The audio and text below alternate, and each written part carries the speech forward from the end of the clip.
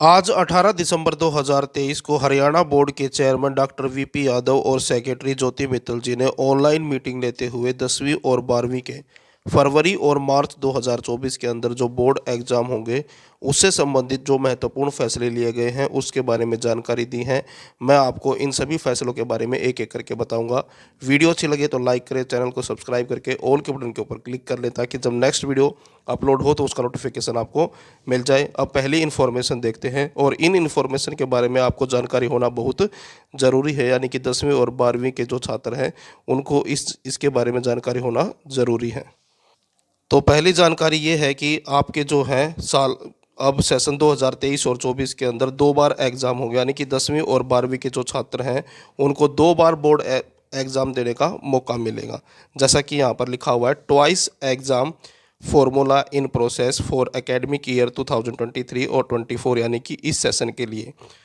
और जो national education policy है 2020 वो लागू कर दी गई है, उसी के बारे में यहाँ पर लिखा हुआ है NEP।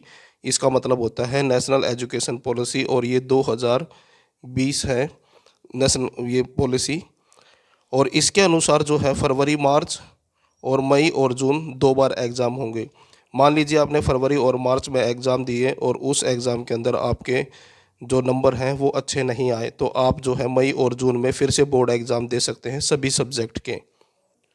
और दोनों बार में से जिस बार आपके अच्छे नंबर आएंगे उस नंबरों को काउंट करते हुए आपकी जो है मार्कशीट दे दी जाएगी। मान लीजिए कि फरवरी और मार्च में आपके 60% नंबर आते हैं और उसके बाद अगर मई और जून में आप एग्ज़ाम देते हो और वहाँ पर आपको 80% जो है नंबर आते हैं, तो आपकी जो मार्कशीट है वो 80% नंबरों के साथ आएगी।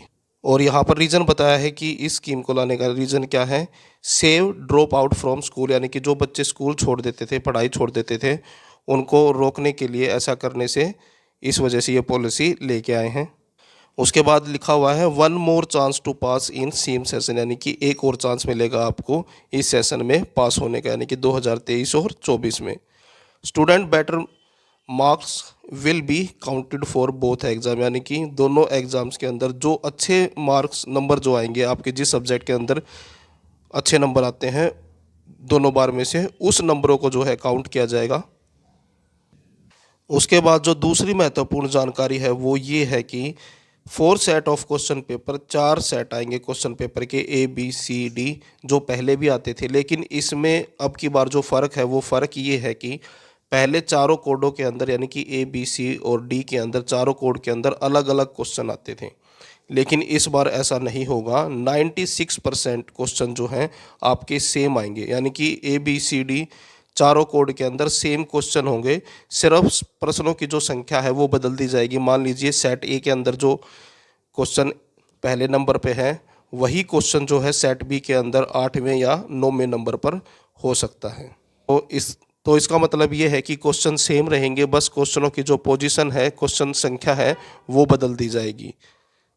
और इसका सबसे बड़ा फ़ायदा ये होता है कि कभी कभी ये हो जाता था कि सेट A का क्वेश्चन पेपर आसान आता था, सेट B का मुश्किल आता था, या सेट C का आसान आता था, या फिर सेट D का क्वेश्चन जो है पेपर वो मुश्किल आता था। तो इस तरह से जो बच्चों के साथ भेदभाव हो जाता था कि किसी का मुश्किल पेपर आया है, किसी का आसान आया है, तो वो समस्या अब ख़त्म हो जाएगी, क्योंकि सभी के क्वेश्चन जो है सेम आएंगे। केवल 4% क्वेश्चन ही ऐसे होंगे जो मैच नहीं करेंगे, बाकी 96% जो क्वेश्चन है वो एक दूसरे के साथ मैच करेंगे। बस क्वेश्चनों की संख्या जो है, नंबर जो है वो बदल दिया जाएगा। और यही चीज़ यहाँ पर लिखी हुई है, 96% questions to be the same और ओनली 4% क्वेश्चंस टू डिफर, यानी कि केवल 4% जो क्वेश्चन है वो अलग होंगे। और will ensure in uniformity in assessment, यानी कि इससे क्या आएगी, एक समानता आएगी, यूनिफॉर्मिटी आएगी। उसके बाद तीसरी जो महत्वपूर्ण जानकारी है वो है इस बार, यानी कि जो आपके आंसर शीट है वो चेक होंगी, वो डिजिटली होंगी, यानी कि डिजिटल मार्किंग होगी इस बार। जैसा कि आप यहाँ पर देख सकते हैं लिखा हुआ है assessment on screen digital marking first time invented a unique mode of evaluation. तो अलग तरह से काउंटिंग होगी, यानी कि डिजिटल काउंटिंग होगी। आपकी जो आंसर शीट है पहले उसको स्कैन करेंगे और स्कैन करने के बाद वो जो है चेक होगी। और इसके जो बेनिफिट है वो यहाँ पर लिखे हुए हैं। ऑटो सिलेक्शन ऑफ कोड्स, यानी कि जो टीचर जिस कोड को सिलेक्ट करेगा उसके पास उसी कोड के पेपर जाएंगे। मान लीजिए किसी टीचर को जो है सेट चेक करना है, तो जैसे ही वो सेट ए को चूज करेगा तो उसके पास सिर्फ सेट ए के ही पेपर जाएंगे।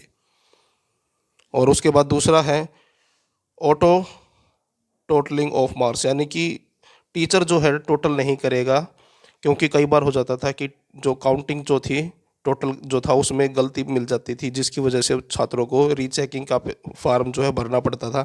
अब की बार वो समस्या नहीं होगी, जो टोटल होगा वो कंप्यूटराइज्ड होगा, यानी कि जो टोटल गलत होने की जो संभावना है वो बिल्कुल अब जीरो हो जाएगी। उसके बाद इलिमिनेशन डबल आंसरिंग, यानी कि जो डबल आंसर किसी छात्र ने अगर एक ही क्वेश्चन 2 बार कर रखा होगा तो वो अपने आप ही कैंसिल हो जाएगा,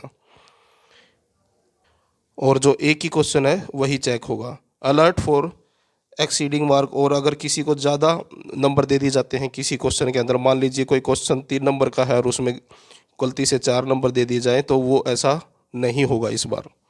और उसके बाद जो अगली इन्फॉर्मेशन वो है कि नो पेज लेफ्ट अनचेक्ड, यानी कि ऐसा होने की संभावना बहुत ही कम हो जाएगी, बिल्कुल ख़त्म हो जाएगी कि कोई पेज जो है आपका छूट जाए, चेक ना हो। कई बार क्या होता है कि 2 पेज एक साथ पलटे जाते हैं, तो उसमें क्या होता है कि आपका जो क्वेश्चन है वो चेक नहीं होता। लेकिन अब की बार ऐसा नहीं होगा, डिजिटली मार्किंग होगी तो कोई भी पेज जो है बिना चेक किए हुए नहीं छूटेगा। और इससे क्या होगा, टाइम सेविंग होगी और स्मूथ मार्किंग, और इससे जो है आपका रिजल्ट जो है जल्दी आएगा। तो ये थी आपकी तीसरी महत्वपूर्ण जानकारी। इसके बाद जो नेक्स्ट फोर्थ इम्पोर्टेंट इन्फॉर्मेशन है, जैसा कि आपको पता है कि इस बार मैथ के जो है 2 एग्ज़ाम होंगे, एक बेसिक के नाम से एक स्टैंडर्ड के नाम से। तो इसके अंदर ये बताया गया है कि दोनों का सिलेबस बिल्कुल सेम रहेगा और बुक जो है वो भी सेम रहेगी। सिर्फ जो है क्वेश्चन की जो डिफ़िकल्टी लेवल है वो सिर्फ बेसिक वालों की कम होगी, यानी कि बेसिक वालों का जो क्वेश्चन पेपर है वो आसान आएगा और स्टैंडर्ड वालों का क्वेश्चन पेपर थोड़ा सा मुश्किल आएगा।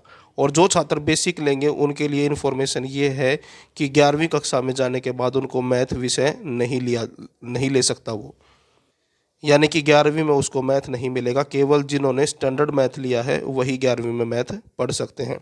और उसके बाद अगर मान लीजिए किसी छात्र का मन बदल जाता है, बाद में वो ये चाहता है कि जैसे कि फरवरी और मार्च के अंदर वो एग्ज़ाम दे देता है बेसिक मैथ के साथ, और बाद में वो चाहता है कि मैं मैथ लेना चाहता हूँ, तो जून और जुलाई के अंदर जो एग्ज़ाम होंगे उसके अंदर वो स्टैंडर्ड जो मैथ है उसका एग्ज़ाम दे सकता है। यानी कि जो छात्र है बेसिक वाला उसको छूट दी गई है कि अगर वो बाद में जून और जुलाई में जो एग्ज़ाम होंगे उसमें अगर वो स्टैंडर्ड का एग्ज़ाम देना चाहता है तो वो दे सकता है। तो ये थी 4 मोस्ट इम्पोर्टेंट इन्फॉर्मेशन 10वीं और 12वीं के छात्रों के लिए, जो आपको समझ में आ गई होगी। पहली जो थी वो ये थी कि साल में आपके 2 बार पेपर होंगे, यानी कि सेशन के अंदर फरवरी और मार्च में और जून और जुलाई में, दोनों में से जिस बार आपके अच्छे नंबर आएंगे वो काउंट होंगे। उसके बाद चारों सेटों के अंदर जो क्वेश्चन है वो सारे सेम आएंगे, और जो आपकी आंसर शीट है वो डिजिटली चेक होगी, और जो बेसिक वाले छात्र हैं वो स्टैंडर्ड का एग्ज़ाम भी दे सकते हैं जून और जुलाई में। तो ये थी महत्वपूर्ण जानकारी 10वीं और 12वीं के छात्रों के लिए। वीडियो अच्छी लगे तो लाइक करें, चैनल को सब्सक्राइब करके ऑल के बटन के ऊपर क्लिक कर लें ताकि जब नेक्स्ट वीडियो अपलोड हो तो उसका नोटिफिकेशन आपको मिल जाए।